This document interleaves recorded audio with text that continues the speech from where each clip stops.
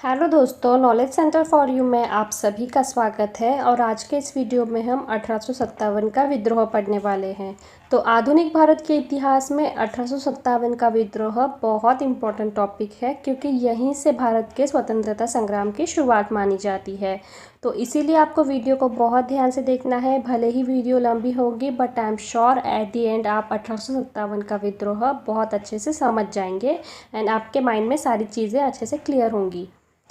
तो चलिए दोस्तों, वीडियो को जल्दी से स्टार्ट करते हैं।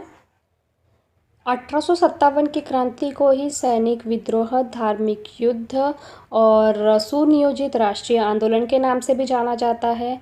तो अंग्रेज़ों की जो नीतियाँ थी वो बहुत भेदभाव वाली नीतियाँ थी। इसी वजह से 1857 के युद्ध की विद्रोह की नींव रखी गई थी। तो देखिए दोस्तों, जो तात्कालिक कारण होता है जिस वजह से जो विद्रोह उठा था, उसके अलावा राजनीतिक कारण भी बहुत मैटर करता है कि किन राजनीतिक कारणों की वजह से धीरे धीरे भारतीय किसानों में, भारतीय राजा महाराजाओं के अंदर, भारतीय सैनिकों में कैसे अंग्रेज़ों के खिलाफ द्वेष पैदा हुआ, आक्रोश की भावना उत्पन्न हुई, जिसके वजह से 1857 का विद्रोह हुआ। तो ये जानना बहुत इम्पॉर्टेंट हो जाता है। तो डलहौजी की व्यवगत नीति के तहत क्या हुआ, ब्रिटिशों ने भारत के संस्थानों पे कब्जा कर लिया। भारत के सारे संस्थानों को ब्रिटिश साम्राज्य में सम्मिलित कर लिया था। वेलेस्ली की सहायक नीति, डलहौजी की व्यवगत नीति, ये सारी जो नीतियाँ थी ये भेदभाव वाली नीतियाँ थी, अन्याय करने वाली नीतियाँ थी, जिनके तहत सारे जो संस्थान थे, जैतपुर, संभल, झांसी, नागपुर, ये सारे संस्थानों को ब्रिटिश साम्राज्य में सम्मिलित कर लिया गया। और दिल्ली के बादशाह बहादुर शाह जफ़र और अवध के नवाब का भी अपमान किया गया। बहादुर शाह जफ़र को तो फ्रेंड्स ब्रिटिशों ने लाल किला छोड़कर कुतुब मीनार में रहने के लिए कहा गया था। तो इन सारी चीज़ों को बादशाहों ने, राजा महाराजाओं ने अपना अपमान समझा, अपमान की भावना उसमें उन लोगों में आई थी। तो जिस वजह से धीरे धीरे उनके मन में ब्रिटिशों को लेकर के आक्रोश आता गया। अब ब्रिटिशों ने क्या किया, जो राजा महाराजा थे उनसे पुत्र दत्तक लेने के जो अधिकार था वो भी नामंजूर कर दिया। साथ में उनकी पेंशनें बंद कर दी थी। तो जो भी राजाओं को पेंशन मिलती थी वो पेंशनें बंद हो गई। यहाँ तक कि जो बाजीराव द्वितीय के जो दत्तक पुत्र नाना साहेब थे, उनकी तकरीबन 8 लाख रुपए की पेंशन ब्रिटिशों द्वारा बंद कर दी गई थी। तो ये सारे राजनीतिक कारण थे जिसके वजह से भारतीय राजा महाराजाओं में, किसानों में, सारे लोगों में आक्रोश की भावना आती गई। अब यहाँ तक हमने राजनीतिक कारण देखे 1857 के विद्रोह के पीछे के, लेकिन 1857 के विद्रोह का तात्कालिक कारण था भारतीय सैनिक। वो ऐसे कि जो अंग्रेज़ों की जो नीति थी, भेदभाव वाली नीति थी, तो भारतीय सैनिकों के साथ भी बहुत ज़्यादा भेदभाव होता था। भारतीय सैनिकों की कितनी भी योग्यता होने पर भी उन्हें जमादार से ऊंचा का पद कभी भी दिया नहीं जाता था। साथ ही में उनके वेतन भत्ते अंग्रेज़ी सैनिकों की तुलना में बहुत कम थे। तो यहाँ तक की सारी बातें सैनिकों ने तो बर्दाश्त कर ली थी, लेकिन जब धार्मिक भावना को चोट पहुँचाई गई तब सैनिकों ने इसका विरोध जाहिर किया था। तो उस वक्त के जो गवर्नर जनरल थे लॉर्ड कैनिंग, तो उन्होंने उस टाइम पे एक एक्ट की घोषणा की थी, और वो एक्ट था the general service enlistment act. इसकी घोषणा 1856 में हुई थी। तो ये जो एक्ट था, इसके तहत क्या था कि भारतीय सैनिकों को युद्ध के लिए समुद्र पार करके विदेश जाना होगा, इस तरह की घोषणा हुई इस एक्ट के ज़रिए।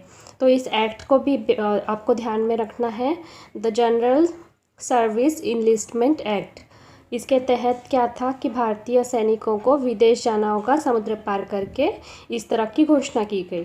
तो अब उस समय क्या होता था कि भारतीय जो लोग होते थे वो समुद्री यात्रा को पाप समझते थे। तो इसी वजह से भारतीय सैनिकों ने इस एक्ट का विरोध करना शुरू कर दिया। अब जब इस एक्ट का विरोध था, इस घोषणा का विरोध चल रहा था, तो उसी समय में सेना में एक नई राइफ़ल आती है, और उस राइफ़ल का नाम था एनफील्ड राइफ़ल। राइफ़ल का नाम आपको ध्यान में रखना है। एग्ज़ाम में राइफ़ल का नाम पूछ लिया जाता है। तो राइफ़ल का नाम था एनफील्ड राइफ़ल। तो इसमें गोली लगाने से पहले कारतूस को मुंह से खोलना पड़ता था। अब माना ये जाता है कि जो ये राइफ़ल थी उसमें जो कारतूसों का प्रयोग होता था, तो उन कारतूसों में गायों और सूअरों की चर्बी का इस्तेमाल हुआ था। तो जैसे भी ये बात सैनिकों को पता चली, तो उनमें आक्रोश पैदा हुआ और अंग्रेज़ों के खिलाफ इसी आक्रोश ने 1857 के विद्रोह की नींव रखी। सबसे पहले कलकत्ता के पास बैरकपुर छावनी में मंगल पांडे ने आवाज़ उठाई थी इन कारतूसों के खिलाफ। तो 29 मार्च 1857 को इन कारतूसों के इस्तेमाल का विरोध सबसे पहले मंगल पांडे ने किया था। तो फ्रेंड्स, एग्ज़ाम में मंगल पांडे से रिलेटेड सवाल पूछे जाते हैं कि सबसे पहले विरोध किसने किया। मंगल पांडे किस छावनी में सैनिक थे? तो बैरकपुर छावनी में 34वें बंगाल नेटिव इन्फेंट्री के सैनिक थे मंगल पांडे। और मंगल पांडे ने इन कारतूसों का विरोध करते हुए एक ब्रिटिश अधिकारी की गोली मारकर हत्या कर दी थी। तो एग्ज़ाम में उस ब्रिटिश अधिकारी का नाम पूछ लिया जाता है। तो दोस्तों, उस ब्रिटिश अधिकारी का नाम था मेजर ह्यूसन। तो मंगल पांडे ने मेजर ह्यूसन इस ब्रिटिश अधिकारी की हत्या की थी और 29 मार्च को ये हत्या की गई थी। तुरंत ही मंगल पांडे को 8 अप्रैल 1857 को फांसी दे दी गई थी। अब मंगल पांडे को दी गई फांसी की सज़ा सुनकर पूरे देश में क्या होता है, क्रांति का माहौल बन जाता है और क्रांति के लिए 31 मई 1857 का दिन निर्धारित किया गया था। अब जो सैनिक कारतूसों का विरोध कर रहे थे उन्हें ब्रिटिशों के द्वारा 10 वर्ष के कठिन कारावास की सज़ा दी गई। साथ ही में सैनिकों के हथियार भी छीन लिए गए। तो सैनिकों में अंग्रेज़ी हुकूमत से बदला लेने की भावना जाग रही थी।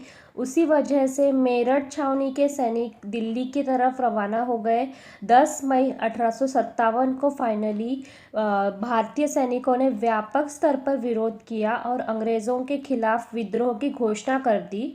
और ये 10 मई को जो सैनिक थे, ये विद्रोही सैनिक ये दिल्ली की तरफ बढ़े और 12 मई को इन्होंने दिल्ली पर पहुंचकर अपना अधिकार जमा लिया था। इन्होंने कर्नल रिप्ले की हत्या कर दी थी और फिर दिल्ली पर अपना अधिकार जमा लिया। और दोस्तों, उस समय दिल्ली में मुग़ल बादशाह बहादुर शाह ज़फ़र के नेतृत्व में दिल्ली में इन विद्रोहियों ने अपना अधिकार जमाया था और ये अधिकार 20 सितंबर 1857 तक विद्रोही सैनिकों का दिल्ली पर रहा था। अब दोस्तों, कई बार ये क्वेश्चन भी आता है कि जब 1857 का विद्रोह हुआ था तो विद्रोह के प्रतीक क्या थे। तो 1857 की क्रांति या 1857 के विद्रोह के प्रतीक थे कमल का फूल और चपाती। ये विद्रोह के प्रतीक के रूप में थे। और कई बार ये भी क्वेश्चन आ जाता है कि 1857 के विद्रोह के समय ब्रिटेन के प्रधानमंत्री कौन थे। तो ब्रिटेन के प्रधानमंत्री पामस्टेन थे और भारत में गवर्नर जनरल कौन थे। तो गवर्नर जनरल कैनिंग थे। तो ये बातें भी आप ध्यान में रखते चलिए। अब कुछ क्वेश्चन इस तरह से बनते हैं कि 1857 की क्रांति के दिल्ली के नायक कौन थे, किसके नेतृत्व में दिल्ली में विद्रोह हुआ। तो दिल्ली के बादशाह बहादुर शाह ज़फ़र, इनके नेतृत्व में दिल्ली में क्रांति हुई थी, इन्हीं के नेतृत्व में दिल्ली में विद्रोह हुआ था। या दिल्ली के क्रांति के नायक बहादुर शाह ज़फ़र थे। तो बहादुर शाह ज़फ़र ने साहब ए आलम का किताब किसे दिया था, ये भी क्वेश्चन कई बार पूछ लिया जाता है। तो बहादुर शाह ज़फ़र ने उनके सेनापति बख्तर खान को साहब ए आलम बहादुर का किताब दिया था। तो फ्रेंड्स, देखते ही देखते क्या हुआ कि 1857 की जो क्रांति थी उसने राष्ट्रव्यापी स्वरूप ले लिया। तो ये देखते हुए उस समय के जो गवर्नर जनरल थे लॉर्ड कैनिंग, उन्होंने बाहर से अंग्रेज़ी सेना मंगवाई। क्योंकि क्या होता है कि जो सेना थी उसके कंट्रोल में ये सारी सिचुएशन नहीं आ रही थी। जो विद्रोह जो हो रहा था वो बहुत राष्ट्रव्यापी स्वरूप ले चुका था। तो इसीलिए बाहर से सेनाएं मंगवाई गई विद्रोह को दबाने के लिए।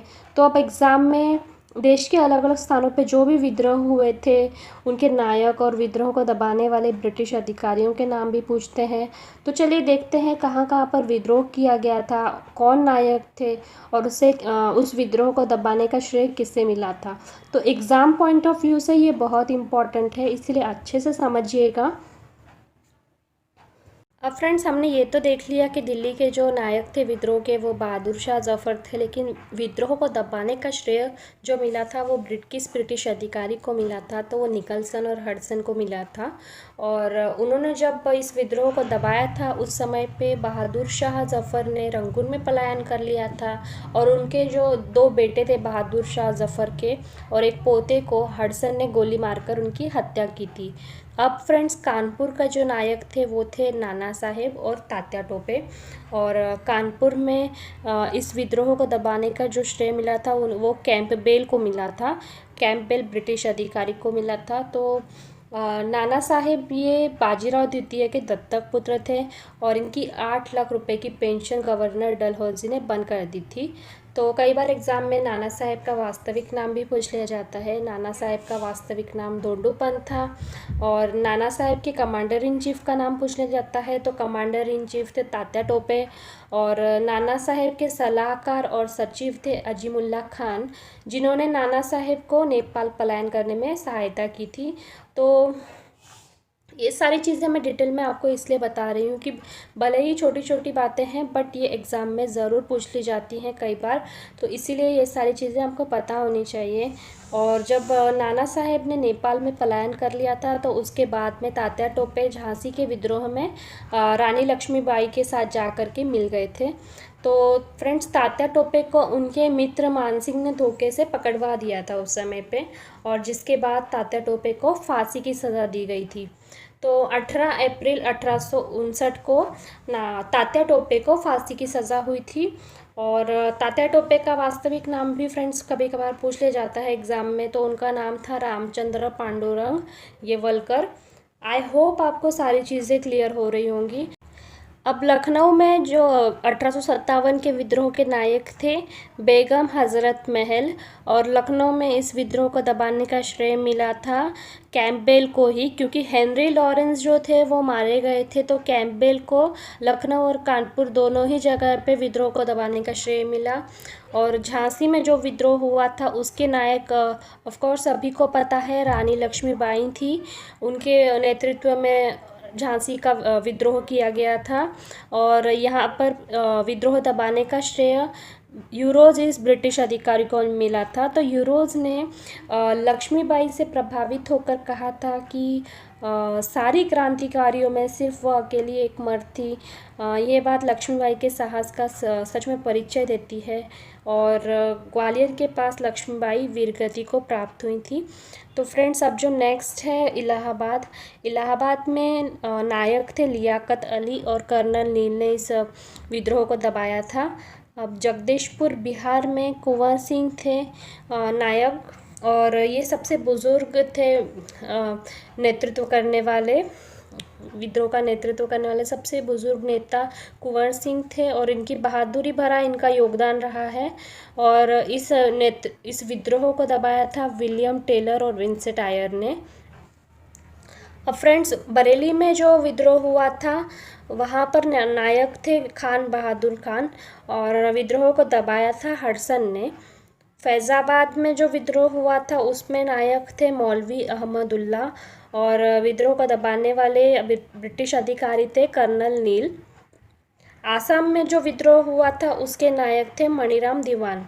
तो फ्रेंड्स ये सारे नाम आप बिल्कुल याद रखिए, नायक जो भी हैं, और इन विद्रोहों को दबाने का श्रेय जिस भी ब्रिटिश अधिकारी को मिला है, इन सारों के नाम आपको याद रखने हैं। एग्ज़ाम में इस पर क्वेश्चन हमेशा आ जाते हैं। अगर इस क्रांति के परिणाम देखें, इस विद्रोह का परिणाम क्या हुआ, तो अंग्रेज़ी हुकूमत और भारतीयों के लिए ये अलग अलग तरीके से रहे हैं। तो ये क्रांति जिस उद्देश्य से की गई थी उसमें भले ही असफल रही हो, लेकिन इसका जो यहीं से भारत के स्वतंत्रता संग्राम की शुरुआत हुई थी, इसीलिए ये क्रांति बहुत ज़्यादा इम्पोर्टेंट रखती है। और भारत में जो सत्ता थी अब इस क्रांति के बाद से ईस्ट इंडिया कंपनी के हाथों से निकल करके ब्रिटिश सरकार के हाथों में चली गई थी, और भारत शासन अधिनियम 1858 पारित हुआ था। ये क्रांति के बाद हुआ था, और अब इस जो ये 1858 का अधिनियम जो पारित हुआ था, तो उसके तहत भारत पर अब प्रत्यक्ष रूप से ब्रिटिश नीति से शासन होने लगा था। तो ये परिणाम के रूप में सामने आया था। इसी के साथ board of control, the court of proprietors एवं कोर्ट ऑफ डायरेक्टर्स का विघटन यानी अंत भी हुआ था। और इसके स्थान पर the secretary of state for India यानी भारत सचिव के रूप में नया पद बना था। और भारत का गवर्नर जनरल अब ब्रिटिश सरकार का प्रतिनिधि बन गया था, जिसे वॉइसरॉय कहा जाने लगा। तो ये सारे परिणाम हैं। साथ ही में विक्टोरिया रानी जो थी, रानी विक्टोरिया, उन्होंने भारत में शासन स्थापना के लिए कुछ न्यायपूर्ण कदम भी उठाए थे 1858 के विद्रोह के बाद। और ये जो कदम जो उठाए थे, उनकी घोषणा जब रानी विक्टोरिया ने की थी, तो वो न्यायपूर्ण रहने की वजह से भारतीयों में जो आक्रोश पैदा हो रहा था, वो आक्रोश कुछ समय के लिए ठंडा पड़ गया था। अब फ्रेंड्स, अगर हम असफलता के पीछे के कारण जाने, तो असफलता के पीछे जो कारण हैं वो हैं विभिन्न क्षेत्रों में क्रांति की शुरुआत अलग अलग दिनों में हुई थी। यानी देखिए, 31 मई का दिन निर्धारित किया गया था क्रांति के लिए, लेकिन मेरठ के सैनिकों ने आक्रोश में आकर 10 मई से ही ये जो विद्रोह था वो शुरू कर दिया था। और साथ ही में अगला कारण ये है कि राजाओं का देशद्रोही रुख रहा, यानी कई राजाओं ने अंग्रेज़ों की सहायता भी की थी इस विद्रोह में। पटियाला, अफ़गानिस्तान, नेपाल के राजाओं ने अंग्रेज़ी हुकूमत की सहायता की थी। साथ ही में देखिए फ्रेंड्स, उस समय पे क्या था कि शस्त्रास्त्रों का अभाव था, सहायक साधनों का अभाव था। और वहीं पे क्या था कि अंग्रेज़ों को विद्युत तार व्यवस्था से बहुत ज़्यादा मदद हुई थी। तो ये सारे रीज़न्स रहे हैं इस क्रांति के असफलता के पीछे। लेकिन ये हमें भूलना नहीं है कि इसी क्रांति से भारत में स्वतंत्रता की नींव रखी गई थी। ये पहली कोशिश थी स्वतंत्रता प्राप्त करने के लिए, इसीलिए ये क्रांति बहुत इम्पोर्टेंट्स मानी जाती है। अब फ्रेंड्स, इस क्रांति को लेकर के इस 1857 के विद्रोह पर इतिहासकारों ने अपने अपने मत भी रखे, अपने विचार भी रखे हैं। तो कई इतिहासकारों ने इसे स्वतंत्रता का संघर्ष कहा, तो कईयों ने इसे सैनिक विद्रोह कहा। तो जानेंगे कि स्वतंत्रता संघर्ष मानने वाले इतिहासकार कौन थे, उन लोगों का क्या मत था। तो फ्रेंड्स, ध्यान से देखिए, ये क्वेश्चन भी एग्ज़ाम में पूछ ले जाते हैं इस तरह के। तो जो इम्पॉर्टेंट है वही यहाँ पे आपको मैं एक्सप्लेन करने वाली हूँ। तो 1857 के विद्रोह को स्वतंत्रता संघर्ष मानने वालों में थे जवाहरलाल नेहरू, वीर सावरकर और ब्रिटिश अधिकारी Benjamin Disraeli, S.A. Rizvi, Justice McCarthy, Vipin Chandra, doctor Ishwari Prasad. तो इन सभी ने 1857 के विद्रोह को स्वतंत्रता संघर्ष माना है। एग्ज़ाम में इनके नाम पूछ ले जाते हैं कि किसने स्वतंत्रता संघर्ष माना था, तो ये इनके नाम आप याद रखिए दोस्तों। और सैनिक विद्रोह मानने वाले भी कई लोग थे, तो कई लोगों ने इसे सैनिक विद्रोह कहा था। उन्होंने स्वतंत्रता संघर्ष के रूप में इस क्रांति को स्वीकार नहीं किया था। तो सैनिक विद्रोह मानने वाले जो इतिहासकार रहे हैं वो थे रमेश चंद्र मजूमदार, सुरेंद्र नाथ सेन, सर जॉन सिले, जेम्स आउट्रम और विलियम हावर्ड रसेल। इनका मानना है कि राष्ट्रीयता का यहाँ पर अभाव था, तो इसीलिए इन्होंने इससे सैनिक विद्रोह कहा है। तो फ्रेंड्स, आपको ये बिल्कुल ध्यान में रखना है।